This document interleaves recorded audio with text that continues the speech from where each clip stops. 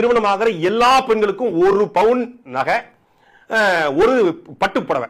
காஞ்சிபுரத்துல வரங்க, பழைய பட்டு புடவைகள், பழைய பட்டு பாவாடிகள் நேரடியா வர்றோம், பணம் தரங்க பணம் தரோம் அப்படிங்கிற மாதிரி.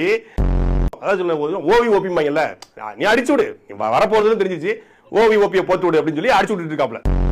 அவர் வந்து நகர பேருந்துல மட்டும், பிங்க் பேருந்துல மட்டும் இலவசம். இப்ப என்ன பண்றீங்க எல்லாரும், காலி கொத்தியா துப்புங்க சாட்டை முருங்க மேல.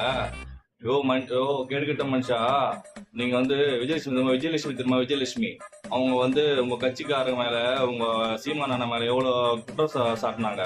அப்பெல்லாம் எங்கயா போன நீ? ஏயா ஊரே அவ காரை தூக்கிச்சு உங்க மேல.